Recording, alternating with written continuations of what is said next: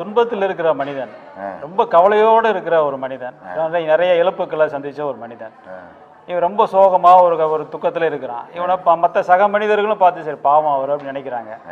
ஆனா ஒரு ஞானி அவரை எப்படி பாக்குறாரு? முட்டாள்றான்னு நினைப்பாரு. ஏன்னா என்னத்த நீ இழந்த, என்ன எத்தனை வந்து வச்சுருந்த, என்ன எத்தனை வந்து வரும்போது கோமனம் இருந்தது அவனுக்கு, அண்ணாக்கு அவர் இருந்தது அவனுக்கு, எது இருந்தது? நீ எதை எத்துன்னு வந்தீங்க வரும்போது? நீ இழந்துட்டு நிற்கிறதுக்கு சொல்லுப்பா. ஆமா, ஒன்றும் இல்லை. அப்போ ஞானி பாப்பாரு, முட்டாள் தனமா பொலிமின்னுக்கிறியாடா, ஒன்றுமே நீ கொண்டாடல, ஜீரோவை தானடா வந்த, ஜீரோவை தானே போற அப்படின்னு ஞானி நினைப்பாரு. அஞ்ஞானி என்ன நினைச்சுப்பா, இன்னும் இவர் வரும்போதே மொத்தம் எத்தனை வந்த மாதிரி பில்டிங் வச்சிருந்தா தெரியுமாங்க, ஒரு எத்தனை கார் வச்சிருந்தா தெரியுமாங்கன்னுவான். அப்போ அஞ்ஞானிக்கும் மெஞ்ஞானிக்கும் உள்ள வித்தியாசம். ஏன்னா எந்த மனிதனாலையும் எதையும் கொண்டு வந்ததில்லை, எந்த மனிதனாலையும் எதெல்லாம் எந்தன்னு சொல்றேன்னா ஒரு துரும்ப கூட கோமனம் கூட எடுத்து போக முடியாது. உன் உடலே எடுத்து போகலையாடா நீ, அப்புறம் இந்த உலக பொருள் எப்படி எடுத்து போவ? இறைவன் உனக்கு வாழ வழிவகுத்துக்கிறான், அதை வாழ்ந்துட்டு விட்டுட்டு போனமே தவிர எந்துன்னு மாறிடுச்சின்னு இருக்கக்கூடாது. போச்சா போச்சு, வந்துதான் வந்தது. 3 அடுக்கு பில்டிங் விற்றேன் காம்பவுண்ட் செவரு போடுறதுக்கு, ஆசிரமம் செவத்துக்கு. எங்கள் வீட்டில் சொல்லுவாங்க அந்த தெருவுக்கே நான் போகிறது இல்லைன்னுவாங்க. போவாத, ஏன் போகல எல்லாம் கேட்குறாங்க. என்ன எனக்கு அந்த கவலையே கிடையாது. ஏன்னா நம்ம வரும்போது எதுவும் எத்தனை வரல, ஏதோ நம்ம முயற்சியில் கட்டணும், சரி சரியான நேரம் அமையல, விற்றோம், போயிடுச்சு, தனியாக தானே போக போகிறோம், அவ்வளோதான். இதுதான் ஞானம். அஞ்ஞானியாக இருந்தால் பில்டிங் பாருங்க எப்படி கட்டணும் தெரியுமாங்க, அங்கேயே உட்காந்து எழுதுனுப்பான், என்ன பிரயோஜனம்? இது அஞ்ஞானத்துக்கும் மெஞ்ஞானத்துக்கும் உள்ள வித்தியாசம். யூடியூப்ல போன் நம்பரா போன் போட்டு வர கேட்குறேன், பில்டிங் எல்லாம் போச்சுங்க அப்படின்னு. அதனால எதையுமே மனிதன் கொண்டு வந்தது கிடையாது. இறைவன் வாழ நமக்கு வழிவகுத்து கொடுத்துக்கிறான், வாழ்ந்துட்டு போகணும். உரிமை கொண்டாட முடியாது. நீ பெத்த புள்ளிய உன்னால உரிமை கொண்டாட முடியுதா சொல்லு? நீ கட்டின புருஷனை உரிமை கொண்டாட முடியுதா? நீ கட்டின பொண்டாட்டிய உரிமை கொண்டாட முடியுதா? யோ போய் அவன் வேலையை பார்த்து எனக்கு தெரியான்றா பொண்டாட்டி இல்லை. எதுவுமே யாருக்குமே உரிமை கிடையாது. உரிமை உள்ள பொருள் ஒரே பொருள், உன் உயிர். உனக்கு அது மட்டும்தான் உனக்கு உரிமையான பொருள். மீதி உலகத்துல எதுவுமே உனக்கு உரிமை இல்லை. நீ இருக்கிற இந்த உடம்பு உண்டா சொல்லு? உண்டுன்னா நான் ஒத்துக்கிறேன். என்னதான் நான் ஒரு 1000 வருஷத்துக்காக இருக்கணுமே. உண்டா இது இல்லையே, நீ செய்துட்டா குத்தணுங்கிற இல்ல. உங்க அப்பா அம்மா செய்த வீட்டுல நீ பூந்துக்கணும் குடும்பம் பண்ணிங்கிற இல்லையா? அப்போ உன் உடலே உந்து இல்லையே, இந்த உலகத்துல உந்து என்னடா இருக்குதுங்க? அது புரியாத முட்டாள்தனமா பேசி கிடக்குறான். அதுக்கு என்ன பண்றது? வணக்கம்பா. ஒரு சின்ன கேள்வியா? சொல்லு. கேட்கும்போது வரும்போது சின்ன கேள்வி இருந்தால் எல்லாருமே வராங்க, அப்புறம் தான் பெருசாக்கிடுறாங்க. இல்லைங்கய்யா, இப்போ நம்ம வந்து இப்போ நல்லது செய்கிறோம். இப்போ நீங்கள் நல்லது செய்கிறீங்க, நீங்கள் நல்லது செஞ்சுக்கிட்டே இருக்கீங்க. திடீர்னு நீங்கள் இறந்தோடனே உங்கள் ஆன்மா போயிடுது. நான் ஏற்பட்ட கெடுதல் செய்கிறேன், நிறையா கெடுதல் இல்லாத அக்கமெல்லாம் பண்ணுறேன், நானும் இறந்துட்டேன், என்னோடய ஆன்மா போகுது. இந்த ஆன்மாலாம் எங்கேயா போய் சேரும்? எங்கேயும் போய் சேராது, இங்கேயே தான் திருப்பி பிறப்பத்துன்னு சுத்தம். நான் நல்லது செய்து செத்து போயிருந்தேன்னா நான் பிறந்த உடனே பிறக்கும்போது பெரிய பணக்காரன் வீட்டில் பிறந்து சுபிட்சமாக வாழ்வேன், கார் பங்களாவோட. நீ பண்ணாத அட்டுவெல்லாம் பண்ணிட்டு பிறந்துட்டு செத்து போய் பிறந்தீங்கன்னா சோத்து கூட இல்லை, பிச்சை எடுத்துக்கணும், நொண்டி இங்கூணும் குருடமாக தெரிவேன். இவ்வளோதான் வித்தியாசம். 2 பேரும் இங்கே தான் இருப்போம். அப்புறம் வேற இதே நாட்டில் தான் பிறப்போமா, இதே நாட்டு இதே ஊரில் தான் பிறப்போமா, இல்லை வேற வெளிநாட்டில் போய் பிறப்போம்? இந்த நாடு நகரமெல்லாம் இந்த மனுஷனுக்கு மட்டும்தான் தெரியும், உருவத்துக்கு தான் தெரியும். நாடு நகரெல்லாம் ஆன்மாக்கு கிடையாது, எல்லாம் ஒரு பூமி தான். பூமிக்குள்ள இருக்கிற உயிரினத்தில் எதில் ஒன்றா போய் போதும், புலி ஆட்டில் கூட போய் போதுப்பேன். அப்போ நாடுலாம் கிடையாது? அதெல்லாம் கிடையாது.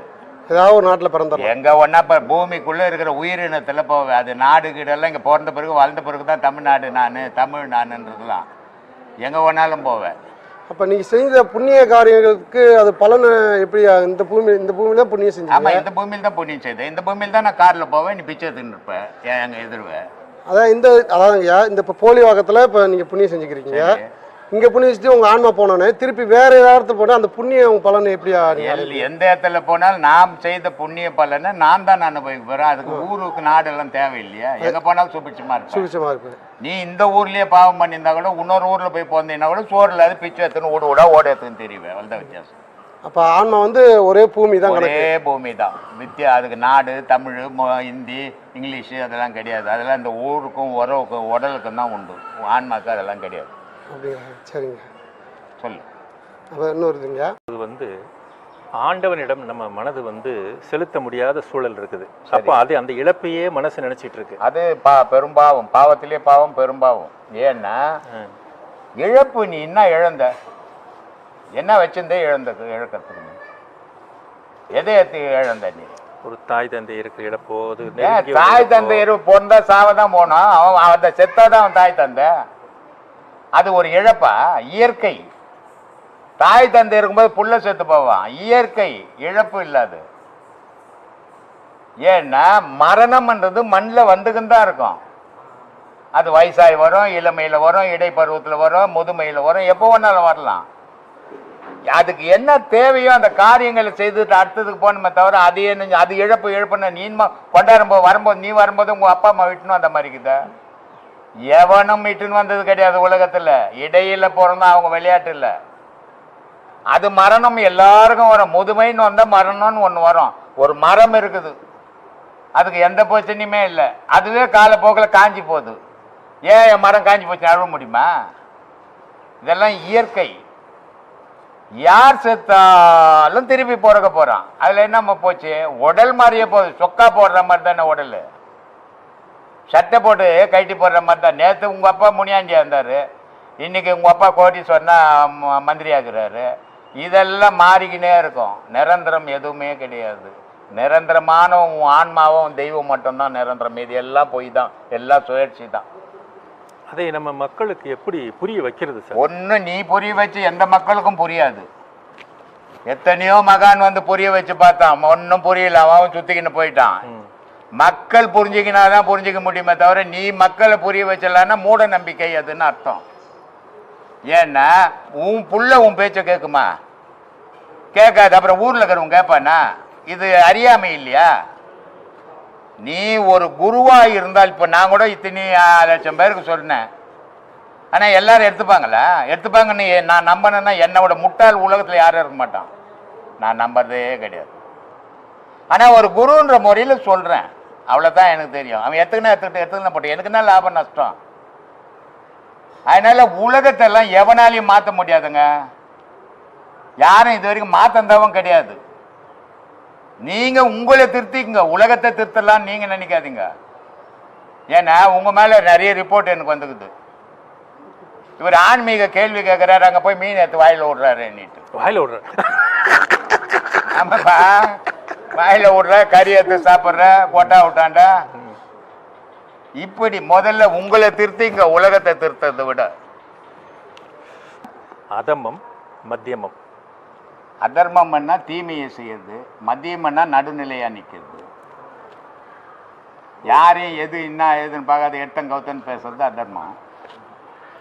இவங்க யாரு அவங்க யாரு, நமக்கு எதுக்கு இந்த வீண் வேலை நிற்கிறது நடுநிலை. இல்லை எது சிறந்தது சார்? நடுநிலை சிறந்தது. ஒருத்தரை அசிங்கப்படுத்துறதால உனக்கு என்ன வரும்? ஒருத்தரை கேவலமாக நினைக்கிறதால உனக்கு என்ன வரும்? சொல்லு.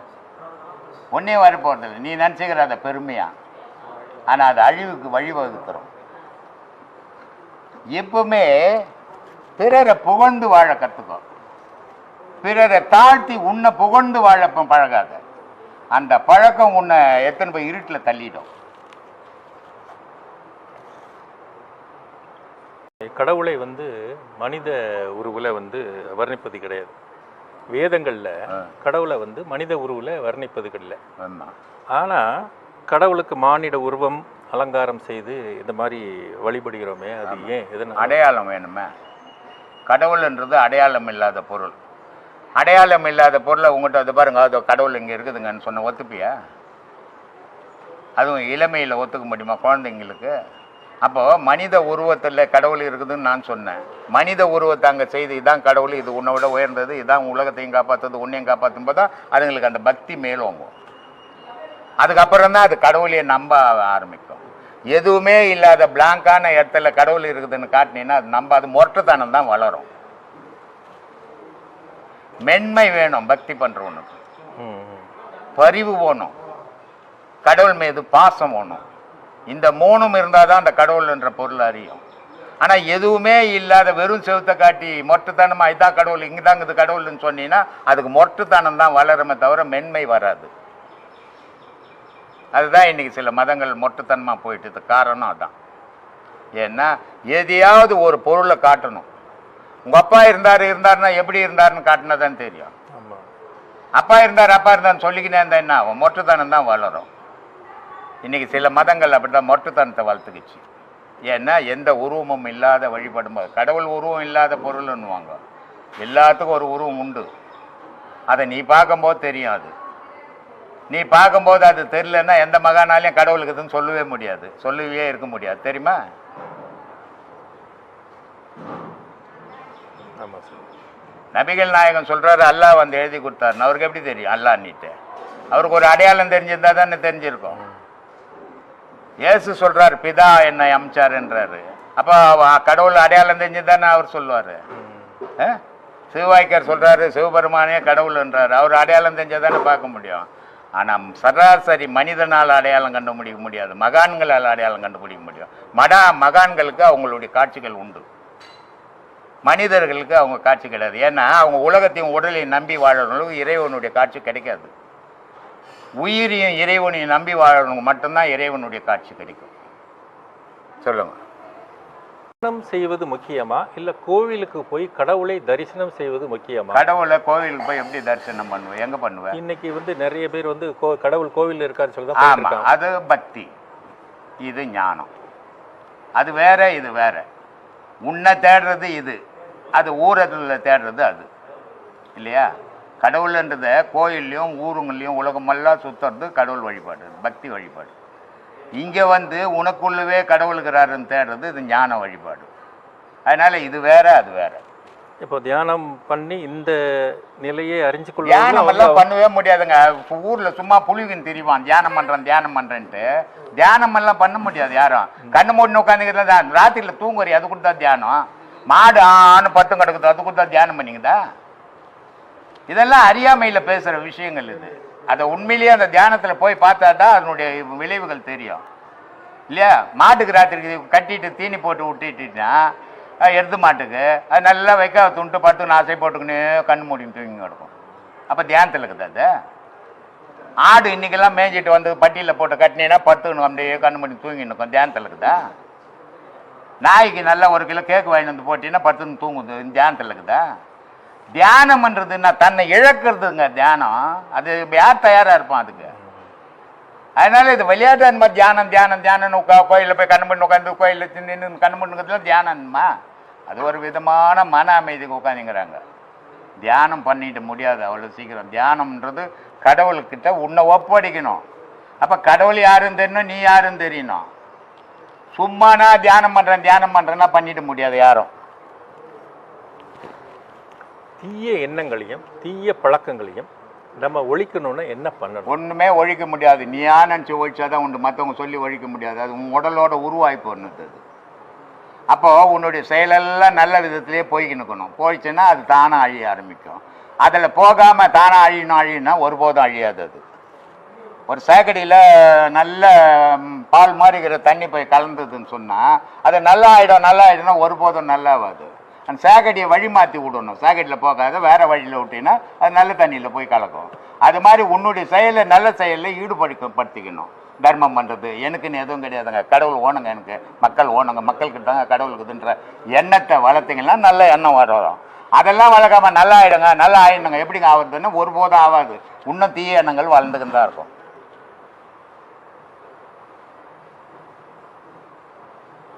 தரிசனம் செய்வது முக்கியமா இல்ல கோவிலுக்கு போய் கடவுளை தரிசனம் செய்வது முக்கியமா? கடவுளை கோவிலுக்கு போய் எப்படி தரிசனம் பண்ணுவேன்? எங்க பண்ணுவேன்? இன்னைக்கு வந்து நிறைய பேர் வந்து கடவுள் கோவில் இருக்காரு சொல்லி. ஆமா, அது பக்தி, இது ஞானம். அது வேற, இது வேற.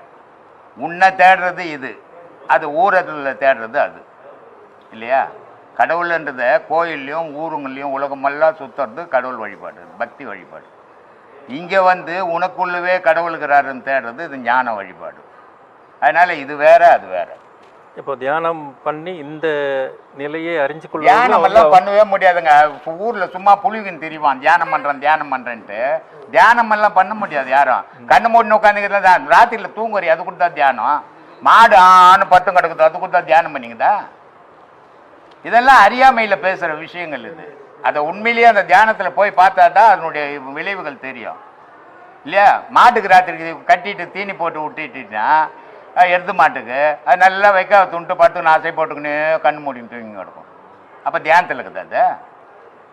ஆடு இன்னைக்கெல்லாம் மேய்ஞ்சிட்டு வந்து பட்டியில் போட்டு கட்டினீங்கன்னா படுத்துக்கணும், அப்படியே கண்ணு மூடி தூங்கின்னு இருக்கும். தியானத்தில் இருக்குதா?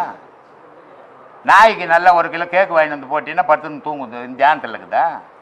தியானம்ன்றதுன்னா தன்னை இழக்கிறதுங்க தியானம். அது யார் தயாராக இருப்பான் அதுக்கு? அதனால இது விளையாட்டு அந்த மாதிரி தியானம் தியானம் தியானம்னு கோயிலில் போய் கண்ணு பண்ணி உட்காந்து கோயிலில் நின்று கண்ணு பண்ணுறதுலாம் தியானம்மா. அது ஒரு விதமான மன அமைதிக்கு உட்காந்துங்கிறாங்க. தியானம் பண்ணிட்டு முடியாது அவ்வளோ சீக்கிரம். தியானம்ன்றது கடவுள்கிட்ட உன்னை ஒப்படைக்கணும். அப்போ கடவுள் யாருன்னு தெரியணும், நீ யாருன்னு தெரியணும். சும்மானா தியானம் பண்ணுறேன்னா பண்ணிட்டு முடியாது யாரும். தீய எண்ணங்களையும் தீய பழக்கங்களையும் நம்ம ஒழிக்கணும்னா என்ன பண்ணணும்? ஒன்றுமே ஒழிக்க முடியாது. நீயா நினச்சி ஒழிச்சாதான் உண்டு, மற்றவங்க சொல்லி ஒழிக்க முடியாது. அது உன் உடலோட உருவாய்ப்பு ஒன்றுது. அப்போது உன்னுடைய செயலெல்லாம் நல்ல விதத்திலே போய்க்கினுக்கணும். போயிடுச்சுன்னா அது தானாக அழிய ஆரம்பிக்கும்.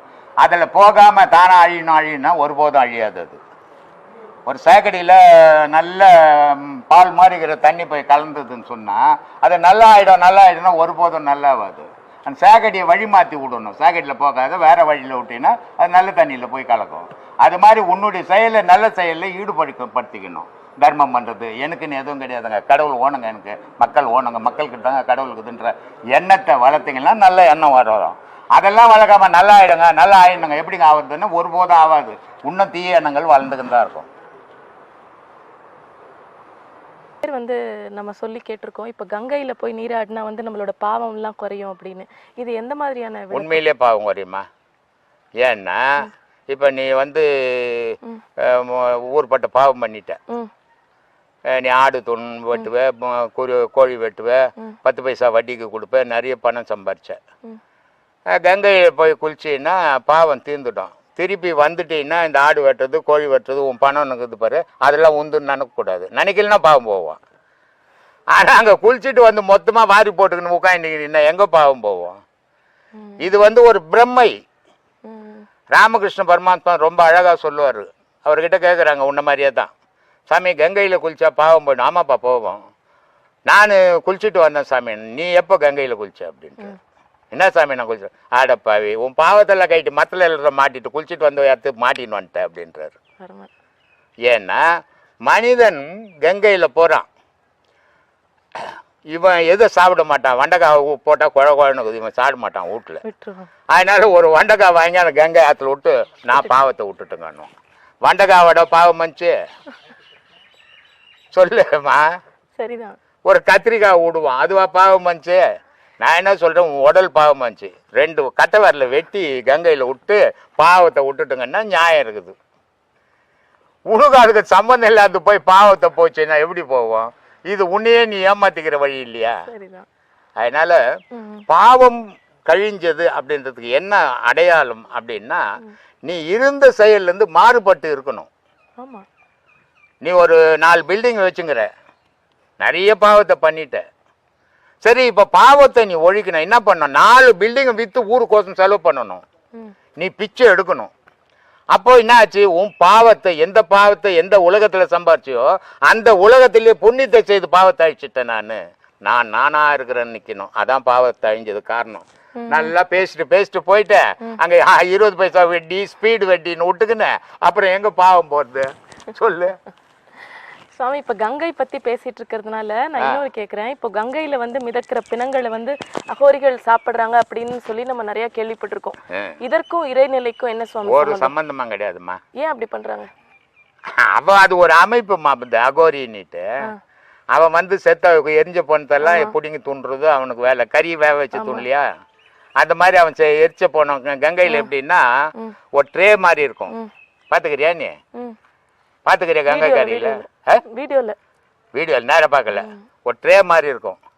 அதில் எடுத்து பொண்ணத்தை படுக்க வச்சுருவான். அதை கொளுத்துவான். பாதி எரியும். கங்கை நதி அங்கே போகும். அதில் ஒரு கிளிப்பு மாதிரி இருக்கும். அதை இழுத்து விட்டான்னா அந்த ட்ரேல பத்துங்கிற போனை எகிரி போய் கங்கையில் ஊந்துடும். ஓஹோ. அதை எரிஞ்ச மிச்சம் மீதி, அந்த மிச்சம் மீதியை அதில் இருக்கிற மீன் கீன் அது இது துண்ணு போச்சுன்னு போகும். இப்போ இந்த கொரோனாவில் கங்கையே இல்லை, ஒரு போனமாக தான் இருக்குது இல்லையா? எங்கே போவோம்? எத்தனை பொந்தத்தை தான் அவன் துண்ணுவான்? துண்ணுட்டு அவனுக்கு இல்லை கொரோனா வந்துடும். அதனால அகோரியெல்லாம் பயந்தே ஓடிப்புட்டான். சரி சரி சரி.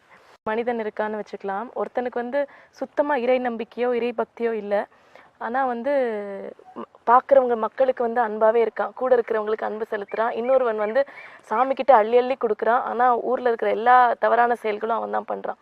அப்படி இருக்கிறப்போ பாவ புண்ணியம் வந்து எப்படி கணக்காகும்? இந்த அள்ளி கொடுக்கும் போதே அவன் பாவம் பண்ண போறான்னு அர்த்தம். தெய்வத்துக்கிட்ட இந்த சினிமா நடிகருங்க இருக்கிறாங்கல்ல, அவங்க வந்து நடிக்கிறாங்க, சம்பாதிக்கிறாங்க, வீட்டுக்கு எத்தும்ப வேண்டியது தானே, எத்தும்ப வேண்டியது தானே. உட்கார வச்சு தையல் ஒரு திடீர்னு ஒரு கூட்டம் போடுவாங்க, தையல் மிஷின் தரேன், நான் தாலி கல்யாணம் பண்ணி வைக்கிறேன் அப்படின்லாம் சொல்லுவாங்க. இது எதுக்கு தெரியுமா? அரசியலுக்கு வர போகிறாங்கன்றது அறிகுறி. அது ஏதாவது ஒரு செயலை சினிமா நடிகருங்க சினிமா துறையில் செய்கிறாங்கன்னா அவங்க பப்ளிக்கு வரப்போகிறன்றதுக்கு அறிகுறி. அது அப்போவே தெரிஞ்சுக்கணும், ஓ இவர் அரசியலுக்கு வரப்போகிறாரு, அதனால இந்த செயல் செய்கிறாருன்னு. ஆனால் இந்த மூடனுங்களுக்கு அது தெரியறதில்ல. இவனும் அவர் பாருங்க எவ்வளோ கொடுக்குறாரு பாருங்க அப்படின்வான். அந்த மாதிரி எந்த செயலியுமா நீ செய்யணுன்றதுக்கு பக்தின்னு தேவையில்லை. நீ உலகத்துக்கு நன்மை செய்யணும்னு நினைச்சிட்டேன்னு வச்சுக்கோ, அதுக்கு பக்தி தான் வேணும்னு அவசியமே கிடையாது. உன் நெஞ்சில பக்தி வந்த பிறகு தான் நீ இதை செய்யவே போற. அப்போ நீ கோயிலுக்கு போய் செய்யணுன்றதே இல்லை, நேர்மடியா செய்து. இப்போ நம்ம ஆசிரமம் கட்டத்துக்கு எந்தெந்த நாட்டுல இருந்து பணம் அனுப்புறாங்க, என்ன பயன் அவங்களுக்கு? நான் யாருன்னு தெரியாது, எந்த நம்பிக்கையில் அனுப்புறாங்க? நான் பேசுற பேச்சு, நம்ம செய்துனுக்கிற செயல், இதை வச்சு அவங்க நம்பிக்கையோடு அனுப்புறாங்க. அந்த நம்பிக்கை கெடலாமா? அப்போ கெடுற மாதிரி நம்ம நடக்கலாமா? அப்போ நம்மளுடைய செயல் உண்மை, நம்ம பேசுன மாதிரி அங்கே செய்யணும். அப்படி செய்யும்போது அதுக்கு கடவுள் தேவையில்லை, மனிதனே கடவுள் ஆயிடுவான் இல்லையா? அந்த மாதிரியான செயல் வேணும். சுவாமி, இப்போ நம்ம பெண்கள் அப்படின்னு எடுத்துக்கிட்டோம்னா அவங்க வந்து பிறந்த உடனே வந்து ஒரு தந்தைக்கு கீழே இருக்கணும், அதுக்கப்புறம் ஒரு கணவனுக்கு கீழே இருக்கணும், சகோதரன் இருந்தால் அவனுக்கு கீழே இருக்கணும், யாரையாவது நம்பி தான் வாழணுங்கிற மாதிரியான வாழ்க்கை முறை தான் அமைத்து தரப்பட்டிருக்கு. ஸோ இதற்கு என்ன காரணம்? இது சரியானது தானா? உடல் அமைப்பு தான் காரணம். இப்போ உனக்கு எத்தனை பசங்க? 2. என்ன பசங்க? பெண் குழந்தைகள். 2 பெண்ணா? என்ன வயசு? 6, 4. 6 இப்போ தெரியாது. ஒரு 15-18 வயசு ஆகி போச்சுன்னா ஒரு பையன் ஒரு பொண்ணுன்னு வச்சுக்கோ.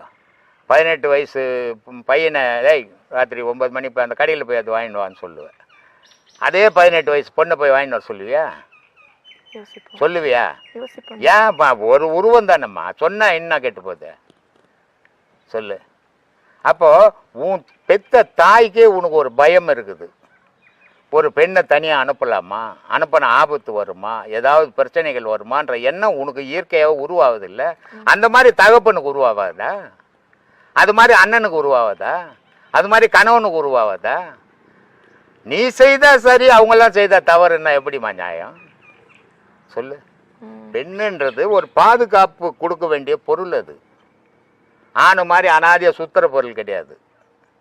ஏன்னா பெண்ணுடைய உடல் அமைப்பு அப்படி, அது ஒரு காந்த மாதிரி யாரையும் இழுக்கும். அப்போ அது அங்க ஸ்பாயில் ஆயிடும். எந்த ஆணுக்காவது உத்தமி பத்தினி அப்படின்னு பேருக்குதா? பெண்களுக்கு ஏன் வச்சுக்கினாங்க? ஒழுக்கத்தில் யாரெல்லாம் வாழ்ந்தாங்களோ அவங்களுக்கெல்லாம் இந்த பேர் இல்லையா? எவ்வளோ ஒழுக்கமாக வாழ்ந்தாலும் ஆம்பளைக்கு அந்த பேர் கிடையாது. ஏன்னா அவனுக்கு அந்த வரமுறை ஈர்ப்பு தன்மை கிடையாது. உடல் அமைப்பு வேற, பெண்ணுக்கு உடல் அமைப்பு வேற, தோற்றங்களே வேற. ஆம்பளை எல்லாம் கிராப் வெட்டினுக்கிறான், நீ கூட கிராப் வெட்டிக்கு தானே. அப்போ உனக்குன்னு பெண்ணுக்குன்றது ஒரு அமைப்பை உண்டாக்கிற, அந்த அமைப்பு உலகத்தை ஈர்க்கும். ஈர்க்கும் போது விபரீதம் ஏற்படும். அதனால அந்த பெண்ணை பாதுகாக்கிறாங்க பெற்றவங்க. அதை கட்டினவனும் பாதுகாக்கிறான். அதே குறிப்பிட்ட வயசு போயிடுச்சுன்னு சொன்னால் அப்புறம் விட்டுடுவான். நீ எங்கன்னா போய் சுற்றிட்டு வாழ்வான், யாரும் உன்னை தொட மாட்டான்டுவான். அதனால பெண்ணுக்கு அந்த பாதுகாப்பு அவசியமா. ம் அதை தவறுன்னு சொல்ல முடியாது, அதை அடிமைன்னு சொல்ல முடியாது. ம் சொல்லுமா. சுவாமி இப்போ வந்து இந்த பெண் ஆசை, பெண் மோகம் இதை வந்து தவிர்க்கிறதுக்கு ஏதாவது வழி ஒண்ணுமே பண்ண முடியாதுமா. பண்ண முடியாது. ஈர்ப்பு பொருள் அது. அந்த மோகம்ன்றது இல்லைன்னா உலக உற்பத்தின்னு ஒன்று இருக்காது. ம் ம் அது ஆணுக்கும் இருக்குது, பெண்ணுக்கும் இருக்குது. ம் அதனால இது தவறுன்னு சொல்ல முடியாது. ஆனால் அந்த மோகம் கட்டுக்குள்ள இருக்கணும். ம் கட்டை மீறும் போது அது ஆபத்தை உண்டாக்கும். சுவாமி இப்போ சில போது வந்து நமக்கு தெரியும் இது வந்து செய்தா தவறு, இது செஞ்சா பாவம்னு.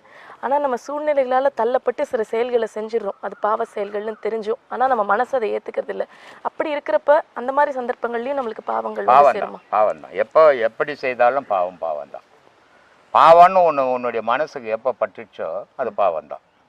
ஏன்னா உண்மையாக நல்லவனாக இருக்கிறவன் எந்த நிலையிலையும் அந்த தவறு பண்ண மாட்டான். எவ்வளோ துன்பம் வந்தாலும் வரட்டும் அப்படின்னு நிற்பானே தவிர அந்த பாவ செயலுக்கு ஈடுபட்டுற மாட்டான். ஈடுபட்டுட்டான்னா அவன் மனம் பலவீனமாகுதுன்னு அர்த்தம். சுவாமி இந்த கொரோனா டைம்ங்கிறதுனால இதை நான் கேட்குறேன். கொரோனா காலம், இந்த கொரோனாவோட தாக்கம் நமக்கு ஏதாவது வாழ்க்கை தத்துவங்களை கற்றுக் கொடுத்துருக்கு? ஒரு வாழ்க்கை தத்துவத்தையும் கற்றுக் கொடுக்கலம்மா. அது சாவாங்கன்றது தான் கற்றுக் கொடுத்துக்குது. நான் வந்தால் பிடிப்பேன், சாவடிப்பேன் அப்படின்னு கற்றுக் கொடுத்துக்குது. அதனுடைய விளைவு என்னன்னா நம்ம பாதுகாப்பாக இருக்கணும் அப்படின்றத கற்றுக் கொடுத்துக்குது.